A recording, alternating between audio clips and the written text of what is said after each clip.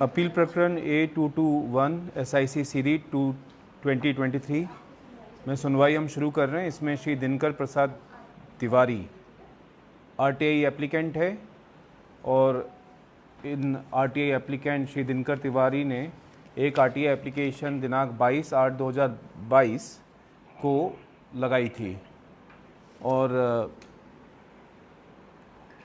इनके द्वारा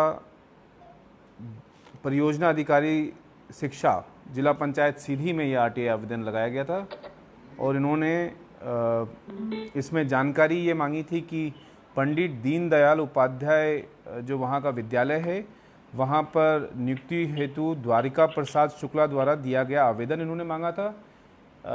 आवेदन की जानकारी मांगी थी। दूसरा, उस आवेदन पे क्या कार्रवाई हुई है वो मांगा था और जांच समिति का निर्णय मांगा था। नियुक्ति आदेश की कॉपी मांगी थी, अपॉइंटमेंट लेटर मांगा था।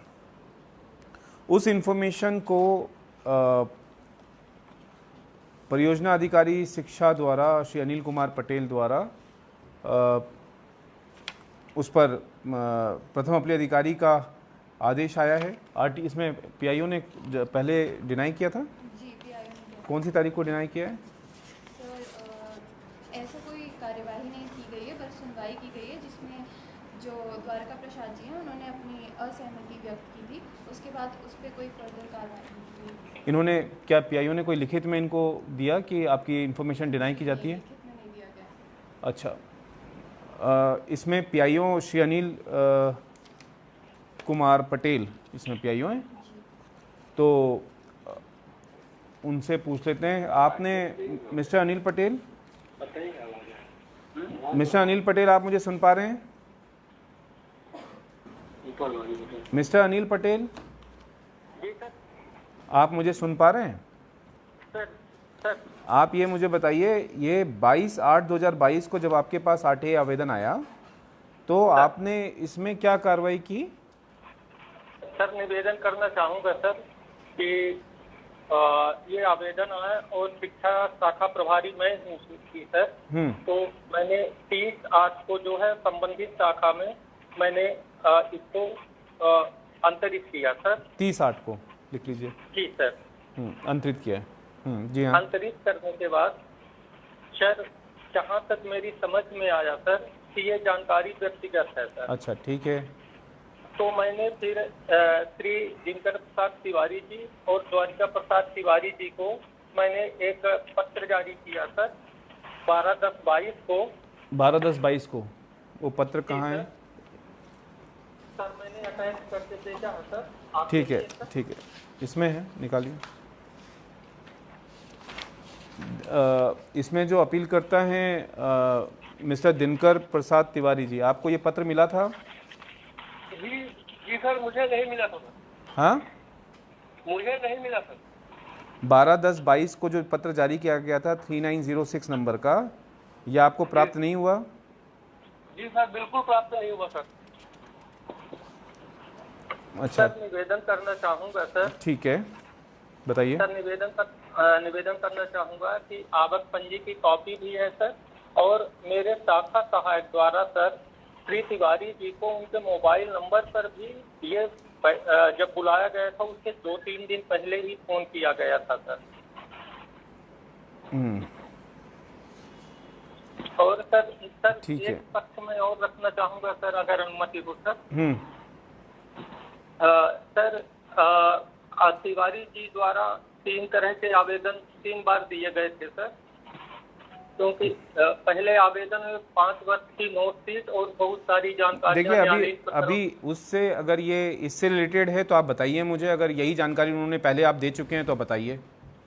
नहीं सर। हाँ, अगर ये देखिए कोई भी ऐसा तथ्य है वो हमारे लिए तभी हेल्पफुल है, नहीं तो आयोग का समय जाया होगा उसमें। मुझे इससे कोई मतलब नहीं है। वो तिवारी जी का अधिकार है कि वो 10 RTI एप्लीकेशन लगाए या 1 लगाए। सर, लेकिन अगर आप ये मेरी आयोग के समक्ष जो काम की जानकारी वो यही है कि अगर आपने पूर्व में ही ये जानकारी उनको प्रदान कर चुके RTI आवेदन में तो वो मेरे काम की है। अदरवाइज इससे रिलेटेड अगर वो RTI लगा रहे हैं तो वो उनका अधिकार है। सर, जी सर। ठीक है। अब इसमें 10/12/2022 को जो आपने पत्र भेजा है, उनका कहना है कि वो पत्र उन्हें मिला नहीं। उस पत्र के बाद फिर आपने क्या किया? आपने जो पत्र भेजा उसमें सिर्फ आपने ये लिखा है कि ये थर्ड पार्टी से संबंधित है और आप अपना अभिमत हम आपका अभिमत चाहते हैं, आप अपना अभिमत दें। जी जी सर, बस इतना ही तो लिखा है आपने। आपने डिसीजन कब लिया इसमें? आपने डिसीजन तो लेना होगा ना आपको। जी सर। सर मैं निवेदन करना चाहूंगा कि सर आरटीआई के बारे में जितना मेरे को संज्ञान में था सर नियम का, हाँ सर, नियम बताइए। जी सर, तो हमें ये महसूस हुआ सर कि ये थर्ड व्यक्ति नहीं, अब हम आपको नियम बता देते हैं। इसमें थर्ड पार्टी जो है द्वारका प्रसाद जी भी हैं। द्वारका प्रसाद जी आप हैं सर? ठीक है, इसमें थर्ड पार्टी द्वारका प्रसाद भी जी हैं और जिन्होंने आरटीआई आवेदन लगाया था दिनकर जी, वो भी हैं। दिनकर जी, आपकी क्या आपत्ति है? आप जो नियुक्ति प्रक्रिया की जानकारी आप ले रहे हैं, आप क्या कहना चाह रहे थे इस बारे में, बताइए। जी सर, मैं ये कहना चाह रहा था कि उस विद्यालय का, चूंकि मैं पुराना कर्मचारी हूँ और मेरी नियुक्ति नहीं हुई, और ये द्वारिका प्रसाद शुक्ला जी ये 1989 से लगाए 2022 तक होमगार्ड सैनिक की नौकरी में काम कर रहे थे और संभवतः जुलाई में इनको शिक्षक बनाकर उसी विद्यालय में भेज दिया गया। मेरी जहाँ तक सब सोच है ये गलत हुआ था। ठीक है, और आप भी वहाँ पर काम करते थे और आपका ये विषय था कि आपको नौकरी नहीं मिली, ये आपका ग्रीवांस है, तो इसीलिए आपने सोचा कि आरटीआई आवेदन दे करके जो नियुक्ति प्रक्रिया है उसकी जानकारी ली जाए। जी सर, जी। ठीक है, द्वारिका प्रसाद शुक्ल जी, आपकी जानकारी मांगी गई है, आपका क्या कहना है? सर ये जो है दिनकर प्रसाद जी कई बार मतलब हमारे विरोध में, विद्यालय के विरोध में बहुत सारी शिकायतें सर की हैं। जी जी। साल हो गया सर लगातार इनकी बहुत सारी जांच अपने विद्यालय में माने उपलब्ध, और इनका मतलब यही काम है कि मतलब विद्यालय के खिलाफ षड्यंत्र करना, विद्यालय में कई बार परेशान करने के नियत से मतलब शिक्षक पंजी को भी एक आध बार ये लेके भगवाए थे और एक बार चोरी का भी मतलब कार्य करवाए थे। अनेक तरह के मतलब षड्यंत्र सर, इसलिए हम अपनी गुप्त जानकारी इनको देने से मना कर निवेदन ठीक है। ठीक है, तो मैं अब इस केस में आपका तीनों का पक्ष हमने जान लिया है। इसमें जो, जी हाँ बताइए। सर मैं पटेल निवेदन हाँ, कर रहा था। मिस्टर अनिल पटेल, आप लोक सूचना अधिकारी हैं, आपका निवेदन तो बहुत महत्वपूर्ण है, बताइए। सर जो द्वारिका प्रसाद शुक्ला जी की जो नियुक्ति हुई सर, इस प्रकरण में द्वारिका प्रसाद शुक्ला जी ने कोर्ट में दायर किया था 1047 की सर इनकी पिटीशन नंबर था। इसमें कोर्ट ने ये राहत दिया था कि क्योंकि ये होमगार्ड सैनिक हैं और ये नाइट ड्यूटी में रहते हैं और होमगार्ड एक स्वयंसेवी संस्था नहीं है, अतः ये सरकारी नौकरी में जाने के लिए इनको निर्णय पारित हुआ था सर ऐसा। फिर कलेक्टर साहब के अनुमति से जो स्क्रीनिंग कमेटी होती है डिस्ट्रिक्ट लेवल की, उसमें इनका प्रकरण आया था और पूरे प्रकरण में इनका पुनः परीक्षण किया गया था। इसके बाद नियुक्ति वैध है, आपका ये कहना है, कुल मिलाकर का आपका कहना है नियुक्ति वैध है। चलिए ठीक है, अब मेरा सबसे पहला सवाल तो यही है, अगर नियुक्ति वैध है तो फिर डरने और घबराने की क्या जरूरत है? कोई उन्होंने मांगा ही क्या है? एक अपॉइंटमेंट लेटर मांगा है। नियुक्ति वैध है तो इस बात से क्या डर है कि अपॉइंटमेंट लेटर छुपाया जाए, है ना? सर मैं निवेदन करना चाहूंगा सर कि मेरे संज्ञान में ये था कि व्यक्तिगत जानकारी। चलिए, मैं आपके निराकरण का सब समझ गया कि आपने निराकरण किस स्तर पर किया है। मैं अब आपको फैक्ट बाई आपके जितने आपने तथ्य रखे हैं मैं आपको बता देता हूँ। आपके द्वारा जब ये आरटीआई आवेदन आया मिस्टर दिनकर प्रसाद तिवारी जी का, तो आपने इस पर कार्रवाई करते हुए तत्काल इसको आपने अंतरित किया संबंधित शाखा को अंतरित करने के बाद आपने दिनकर जी को भी एक पत्र लिखा, जैसा आपका कथन है। आपने द्वारिका प्रसाद शुक्ला जिनकी जानकारी मांगी गई है नियुक्ति की, आपने उनको भी पत्र लिखा और आपने कहा कि भाई आप यहाँ पर अपना अभिमत दें। हालांकि इस पर दिनकर प्रसाद तिवारी का ऑब्जेक्शन ये है कि उनको कोई पत्र प्राप्त नहीं हुआ, वो उनका अपना ऑब्जेक्शन अपनी जगह है। उसके बाद फिर आपने इसमें कोई कार्रवाई नहीं की। अब आरटीआई आवेदन के तहत आपको 30 दिन के अंदर आपको कार्रवाई करनी है, आपको रिजेक्ट करना है। और रिजेक्ट कौन सी? आप कोई भी लोक सूचना अधिकारी कोई भी आरटीआई आवेदन रिजेक्ट करेगा धारा 8 के तहत। आप धारा 81J, आपका कहना है कि सेक्शन 81J के तहत आपने इसको रिजेक्ट किया है। सेक्शन 81J व्यक्तिगत जानकारी का है। सेक्शन 81J को आयोग आपको ये कहता है कि आप सेक्शन 81J को दोबारा पढ़िए। सेक्शन 81J में लिखा हुआ है, an information which can't be denied to any state assembly or the parliament shall not be denied to any person. यानी कि वैसी इंफॉर्मेशन जो कि आप किसी विधानसभा को या देश की संसद को देने से मना नहीं कर सकते हैं, वो जानकारी आप किसी को भी देने से मना नहीं कर सकते हैं। तो अनिल तिवारी जी, ये बताइए कि ये जो जानकारी है, क्या आप ये जो जानकारी है ये आप क्या विधानसभा को देने से मना कर सकते हैं? नहीं सर।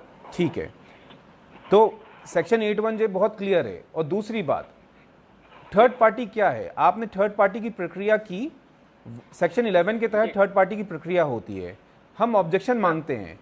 अगर आप थर्ड पार्टी के बेसिस पर इंफॉर्मेशन रोकने लगे तो भारत सरकार से लेके जितने राज्य सरकार हैं, सबके पास जो भी इंफॉर्मेशन होती है वो सारी की सारी इंफॉर्मेशन थर्ड पार्टी है। यहाँ तक कि जो मैं यहाँ पर आदेश निकाल रहा हूँ वो आदेश मेरा है। कल को मैं बोलूँगा कि भाई ये आदेश मैंने निकाला है, इस पर मेरी प्रिवेसी जा रही है, तो मैं बोलूँगा कि ये इन्फॉर्मेशन बाहर नहीं जानी चाहिए। तो थर्ड पार्टी का मतलब ये नहीं है। थर्ड पार्टी का मतलब ये है कि जहाँ किसी की व्यक्तिगत इन्फॉर्मेशन जो कि मोरालिटी को लेकर के एक सवाल उठता है कि उसकी प्रिवेसी भंग हो रही हो, वैसी इन्फॉर्मेशन। नियुक्ति प्रक्रिया, अब हम नियुक्ति प्रक्रिया पर आ जाते हैं जिसकी जानकारी मांगी गई। नियुक्ति प्रक्रिया है क्या? अपॉइंटमेंट प्रोसेस जो है वो एक शासन के नियम के तहत होता है, कानून के तहत होता है। उसमें जब तक आप, ऐसा तो नहीं कि किसी 10वीं फेल आदमी को आप शिक्षक बना दें, ऐसा तो नहीं हो सकता। एक नियम का एक चयन प्रक्रिया होती है। चयन प्रक्रिया को फॉलो करने के बाद जो क्वालिफाइड कैंडिडेट्स होते हैं उन्हीं को सेलेक्ट किया जाता है। तो उसमें पारदर्शी तरीके से अगर अपॉइंटमेंट हो रहा है तो उसमें तो सुप्रीम कोर्ट के ऐसे कई डिसीजन हैं जहां इवन CIC और इंफॉर्मेशन कमिश्नर, जब हम लोगों की नियुक्ति होती है उसके लिए भी सुप्रीम कोर्ट की डिसीजन है कि उसमें जो इन्फॉर्मेशन है उसको वेबसाइट पर प्रदर्शित किया जाए और चयन समिति के निर्णय को भी प्रदर्शित किया जाए। यहाँ पर GAD डिपार्टमेंट है। GAD डिपार्टमेंट से 2019 में राज्य सूचना आयुक्तों की नियुक्ति के बारे में, CIC की नियुक्ति के बारे में RTI दायर हुई थी। GAD डिपार्टमेंट ने 2 दिन के अंदर उस RTI का जवाब देते हुए सारी की सारी जो इंफॉर्मेशन कमिश्नर्स के जो डॉक्यूमेंट्स संलग्न थे वो सारे डॉक्यूमेंट्स भी दे दिए। जो प्रोसेस अपॉइंटमेंट का था उसमें जैसे राज्यपाल के पास फाइल कब गई, कैसे हुआ, ये तमाम चीज़ें दे दी। तो आप मुझे ये बताइए कि मध्य प्रदेश शासन में 2 व्यवस्थाएं हो सकती हैं क्या अपॉइंटमेंट प्रोसेस की जानकारी देने के लिए? GAD 2 दिन के अंदर जानकारी दे सकता है और आपकी जिला पंचायत में वही जानकारी जो है 2022 से रोकी हुई है। तो वो एक तो वो चीज़ है। दूसरा, सेक्शन 81J का मैंने आपको पहले ही बता दिया है कि सेक्शन 81J व्यक्तिगत जानकारी आप किसे कहेंगे ये डिसाइड आपको करना था। RTI आवेदन में आपने क्या किया? आपने ऑब्जेक्शन बुलाया। ऑब्जेक्शन बुलाने के बाद आपने उसमें जो RTI आवेदन का निराकरण करना था, सूचित करना था आपको, यहाँ पर जो एप्लीकेंट को आपने सूचित नहीं किया। आपने कहाँ बताया कि आपका ये जो एप्लीकेशन है हम सेक्शन 81J के तहत खारिज कर रहे हैं? यहाँ आपकी विधिक चूक हुई है। आपने एक प्रोसेस आधा फॉलो किया, आपने ऑब्जेक्शन बुला लिया। हालांकि वो ऑब्जेक्शन भी आपको बुलाने की जरूरत नहीं थी क्योंकि उन्होंने मांगा क्या है? अपॉइंटमेंट लेटर मांगा है। अपॉइंटमेंट लेटर तो आजकल वैसे भी वेबसाइट पर आ जाते हैं। और दूसरा, उन्होंने ये भी मांगा है कि जो अगर चयन समिति का कोई इस पर आपत्ति है तो निर्णय जो है, जांच समिति का जो निर्णय है उसकी कॉपी दी जाए और उन्होंने जो अपॉइंटमेंट दिया होगा आवेदन वो दिया जाए, अपॉइंटमेंट के लिए जो आवेदन दिया होगा। तो ये तो वैसी जानकारियां हैं जो कि बेसिक जानकारियां हैं कि मिस्टर द्वारिका प्रसाद शुक्ला ने, जिनका आप खुद ही कह रहे हैं कि कोर्ट ने, हाई कोर्ट ने, माननीय उच्च न्यायालय ने उनका अपॉइंटमेंट अपहेल्ड किया है। तो जब अपहेल्ड हो गया तो और आपको किस बात का इसमें दिक्कत है? वो सारे डॉक्यूमेंट्स कोर्ट में भी लगाए होंगे, जाहिर है कि वो पब्लिक डॉक्यूमेंट्स की श्रेणी में भी है क्योंकि कोर्ट में वो ऑलरेडी दाखिल किए होंगे उन्हें अपॉइंटमेंट रिलेटेड लेटर। तो ऐसी इंफॉर्मेशन को RTI के तहत रोकने का कोई औचित्य नहीं है। सेक्शन 81J को आपने जो ऊपर से जो आपने उसका बस विश्लेषण कर लिया, वो कि गलत उसका विश्लेषण किया। सेक्शन 81J को पूर्ण रूप से आपने नहीं लिया। और अगर मैं फिर से कहता हूं कि अगर ये थर्ड पार्टी के नाम पर सिर्फ मियर थर्ड पार्टी जो सेक्शन 11 में ऑब्जेक्शन बुलाने की प्रक्रिया मात्र है, उस पर जानकारी रोकी नहीं जा सकती। अगर थर्ड पार्टी कह दे कि ये जानकारी नहीं देनी, तो भी लोक सूचना अधिकारी को डिसाइड करना है कि जानकारी देनी या नहीं देनी है, और वो भी रिलेवेंट सेक्शन में डिसाइड करना है कि सेक्शन 81J या सेक्शन 8 के तहत कौन सी उपधारा है जिसके तहत आप अपॉइंटमेंट की जानकारी रोकेंगे। तो आपको वो रिलेवेंट सेक्शन में ही आप उसको रोक सकते हैं। तो यहाँ पर गलत है ये चीज़, और सूचना के अधिकार का जो मूल मकसद है वो प्रशासनिक स्तर पर पारदर्शी और भ्रष्टाचार निरोधी व्यवस्था भी स्थापित करना है, और शासन और प्रशासन के प्रति जनता को उत्तरदायी, जनता को जो है शासन प्रशासन को जनता के प्रति उत्तरदायी बनाने का भी है। तो शासकीय कार्यालय में कोई भी नियुक्ति निर्धारित नियम कानून प्रक्रिया के तहत की जाती है, तो ऐसी जानकारी को अगर आप सामने लाते हैं तो आपकी जो प्रशासनिक व्यवस्था है उसी में कसावट आएगी। गलत तरीके से जो नियुक्ति के जो बैकडोर एंट्री के जो द्वार खुले रहते हैं और जो अनुचित तरीके से किसी की नियुक्ति होती है, उन सब पे रोक लगेगी। तो यहाँ तो इसमें ऐसी कोई जानकारी नहीं है, और जो उन्होंने जानकारी मांगी थी वो धारा 2 के तहत रिकॉर्ड का हिस्सा है। कल को देखिए क्या होता है कि जैसे राशन की दुकान पर राशन बंटता है, सुप्रीम कोर्ट ने सारी की सारी इन्फॉर्मेशन उनके निर्देश के बाद सारी की सारी इन्फॉर्मेशन वेबसाइट पर प्रदर्शित भी होती है। मनरेगा के तहत जो मजदूरी का काम दिया जाता है उसकी भी वेबसाइट पर जानकारी प्रदर्शित की जाती है। ये सब इसलिए किया जाता है ताकि जो हितग्राही हैं जिनको लाभ मिलना चाहिए वो सारी व्यवस्था जो है पारदर्शी तरीके से संचालित हो। लेकिन इसमें अगर आप जानकारी अगर छुपाने लग जाएंगे तब तो जो लोग इसका फ़ायदा उठाना चाहते हैं इस जानकारी को छुपा करके, आप तो उनकी मदद करेंगे। सर निवेदन करना चाहूँगा सर कि मेरी मंशा कतई ऐसी नहीं थी सर, सिर्फ मेरे को इन जो डीप में नियमों का संज्ञान न होने के कारण सर ऐसा हुआ है सर। मैं जो आपका निर्देश होगा सर, जैसा आप निर्देशित करेंगे उसके लिए मैं तैयार हूँ सर। ठीक है, इसमें सेक्शन यहाँ पे जो अपील अधिकारी का भी हम आदेश देख रहे हैं, वहाँ के अपील अधिकारी हैं मुख्य कार्यपालन अधिकारी जिला पंचायत सीधी, इन्होंने भी ये जानकारी को रोक दिया था सेक्शन 81J के तहत। आयोग प्रथम अपील अधिकारी मुख्य कार्यपालन अधिकारी जिला पंचायत सीधी के आदेश दिनांक 3/1/2022 को जनवरी में आदेश दिया था उन्होंने, इसको तत्काल प्रभाव से अपास करता है, इसको रद्द करता है क्योंकि ये विधि विरुद्ध आदेश है और सेक्शन 81J यहाँ पर लागू नहीं होता है। जो जानकारी मांगी गई थी वो रिकॉर्ड की जानकारी मांगी गई थी। दूसरा एक और इसमें महत्वपूर्ण पहलू है सेक्शन 41B3 प्रोसीजर जो होता है डिसीजन मेकिंग का, वो शासन को जनता के समक्ष स्वतः रखना है वेबसाइट पर। 41B3 के तहत सेक्शन 41B3 में ये जानकारी आपको जनता के समक्ष रखनी थी कि प्रोसेस जैसे अपॉइंटमेंट प्रोसेस है, अपॉइंटमेंट प्रोसेस जो है वो डिसीजन मेकिंग प्रोसेस का पार्ट है। कैसे अपॉइंटमेंट कर रहे हैं, पारदर्शी तरीके से कर रहे हैं नहीं कर रहे हैं, ये तो वेबसाइट पर भी प्रदर्शित होने लायक इन्फॉर्मेशन थी जिसे सेक्शन 41B3 के तहत वेबसाइट पे भी डालना चाहिए था। तो ऐसी स्थिति में जो जानकारी मांगी गई थी वो जानकारी रोकने लायक जानकारी नहीं थी। यहाँ 81J का गलत उपयोग हुआ है। आयोग इसमें जो लोक सूचना अधिकारी है उनको आपको मालूम है मिस्टर अनिल पटेल, ये इसमें आप जिस तरह से जानकारी रोकी गई है आपके ऊपर दंडनीय कार्रवाई भी हो सकती है। आपके ऊपर हम लोग यहाँ से कारण बताओ नोटिस भी जारी कर सकते हैं जुर्माने के लिए। सर कैसा मैंने निवेदन किया था कि संज्ञान में ना आने के कारण ऐसा हुआ सर, मेरी मंशा ऐसी नहीं थी। ठीक है, मैं आपको एक चीज़ बता देता हूँ मिस्टर अनिल पटेल कि कानून की जानकारी ना होना कानून के उल्लंघन का आधार नहीं बन सकता है। सर ये बात आप भली भांति जाते हैं कि अगर आपको कानून की जानकारी नहीं है और अगर हम इसको आधार बना ले तो सड़कों पे मर्डर होने लगेगा। लोग वो कहेंगे कि हमें 302 की जानकारी ही नहीं है, कानून नहीं मालूम है हमें, इसलिए हमने मर्डर कर दिया।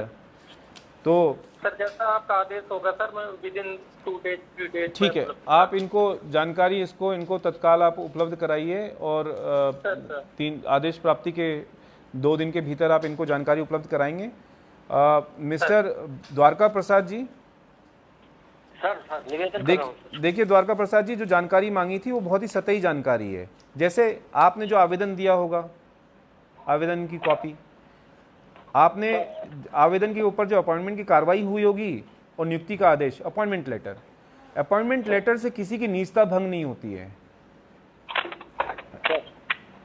मतलब इंफॉर्मेशन जहां प्रिवेसी की बात आती है, जहां आपको लग रहा है कि कोई प्रिवेसी आपकी भंग हो रही है, आपकी निजता भंग हो रही हो, तो वैसी इंफॉर्मेशन को रोकने का प्रावधान है। आप 81J में अगर आप अपना इसमें ऑब्जेक्शन अगर आप लगाते और वो तथ्य देते कि ऐसी कौन सी जानकारी है उसमें जिसकी वजह से आपकी निजता भंग हो जाएगी, तो फिर आपको इसका लाभ मिलता। लेकिन ये जो जानकारी मांगी है वो सरकारी रिकॉर्ड का हिस्सा है, और जस्ट बिकॉज कि आप थर्ड पार्टी या कोई दूसरा थर्ड पार्टी है, कल को इनकी कहे जहां ये नियुक्ति, जहां ये काम कर रहे हैं, आप उनकी जानकारी ले सकते हैं। ये तो व्यवस्था बनी हुई है अपॉइंटमेंट की, और इससे किसी की निजता भंग नहीं होती है। इंफॉर्मेशन वैसी होनी चाहिए जिससे निजता भंग हो। और इसमें जैसा मैंने कहा कि सेक्शन 81J को अगर आप पढ़ेंगे, उसमें लिखा हुआ है कि जो जानकारी विधानसभा या संसद को देने से मना नहीं की जा सकती है, वो जानकारी किसी भी आदमी को देने से इनकार नहीं किया जा सकता है। तो यहाँ मिस्टर अनिल पटेल के स्वयं के कथन से स्पष्ट है कि वे ये जानकारी विधानसभा को देने से मना नहीं कर सकते हैं। अगर वो करेंगे तो वो हमें लिख करके देंगे कि ये जानकारी हम विधानसभा को भी नहीं देंगे या संसद को भी नहीं देंगे। तो फिर हम मिस्टर अनिल पटेल का जो लेटर है वो माननीय विधानसभा अध्यक्ष जो हैं उनके पास भेज देंगे, या संसद के अध्यक्ष के पास हम उसको वहाँ पर भेज देंगे। तो इसमें जानकारी के निराकरण के लिए 81J में बहुत ही स्पष्ट व्यवस्था है। मिस्टर दिनकर जी सर, जी। ये इन्फॉर्मेशन हमने आयोग ने इसमें सुनवाई कर ली है, और इन्फॉर्मेशन देने के लिए RTA आवेदन में जो जानकारी आपने मांगी थी उसको देने के लिए आदेश इसमें जारी किए जा रहे हैं। जी सर। जी, ये सर परियोजना अधिकारी शिक्षा थोड़ा बताने का कष्ट करेंगे कि मैं कब आऊँ उनके पास। आप कल भी आ सकते हैं, परसों की छुट्टी है। ठीक कल आ है, जाऊँ? आ जाइए। ठीक है। कल आप जाकर के इनके कार्यालय में जाकर के जो भी डॉक्यूमेंट्स आप ले लीजिए। थोड़े से ही डॉक्यूमेंट्स हैं, और डॉक्यूमेंट्स आप ले लीजिए। अनिल पटेल जी, आप इसमें डॉक्यूमेंट्स देने के बाद एक पालन प्रतिवेदन यहाँ आयोग के समक्ष आप प्रेषित कर दीजिए। सर। और इसमें मैं आपको वार्न कर रहा हूँ कि आगे आप जो सूचना का अधिकार अधिनियम है उसके तहत आप उसमें, मतलब जो नियम है उसके तहत आप कार्रवाई करें। अगर कानून का अगर आपको लग रहा है, मैं ये भी नहीं कह रहा हूँ कि कानून का ज्ञान सबको हो सकता है, अगर आपको लगता है कि कहीं आपको कि कानून का आपको ज्ञान नहीं है या कोई टेक्निकल पॉइंट पर आप कहीं फंस रहे हैं, तो आप आयोग कार्यालय में भी संपर्क कर सकते हैं। हमारे पास RTA आवेदनकर्ता भी आते हैं जानकारी लेने के लिए। तो ये तो जो आयोग है वो दोनों के लिए है, लोक सूचना अधिकारियों के लिए भी है और RTA आवेदनकर्ताओं के लिए भी है। तो आपको अगर ऐसा लगता है कि कोई जानकारी नहीं है, तो आप यहाँ आयोग कार्यालय में फ़ोन करके भी पूछ सकते हैं, निराकरण के समय भी फ़ोन करके पूछ सकते हैं, जानकारी ले सकते हैं। तो मुझे इसमें कोई दिक्कत नहीं है, मुझे आपकी भी मदद करने में। मेरे पास जब मैं RTA आवेदनकर्ताओं की भी मदद करता हूँ, कोई कानून संबंधी जानकारी अगर वे लेना चाहते हैं, तो मैं अधिकारियों की भी मदद कर सकता हूँ। तो उसमें आप कभी भी अगर आपको लगता है कि ये जानकारी आप किसी प्रकरण विशेष में आपको लगता है कि इसमें कोई जानकारी आपको चाहिए या कानून क्या उसमें कहता है, तो आप यहाँ पर परामर्श कर सकते हैं। बिल्कुल। लेकिन आप RTA एक्ट जो है उसको आप ध्यान से देखिए, उसमें अधिकांश निर्णय जो हैं, अधिकांश व्यवस्थाएं जो हैं वो RTA आवेदक के पक्ष में हैं। तो उसको जब भी आप जानकारी रोकें तो सेक्शन 8(1) के तहत रोकें, और 30 दिन के अंदर आपको रोकना है। 30 दिन के अंदर आपको RTA आवेदक के पास लेटर पहुंचा देना है कि ये जानकारी रोकी गई है और इस नियम के तहत रोकी गई है, या 30 दिन के अंदर जानकारी देना है तो 30 दिन के अंदर जानकारी आप उपलब्ध कराएंगे। ठीक ठीक ठीक है, इस प्रकरण में सुनवाई हम लोग यहीं स्थगित कर रहे हैं और इसके फाइनल ऑर्डर जो है इस प्रकरण में बना करके आपके पास प्रेषित किया जाएगा। सर। ठीक है।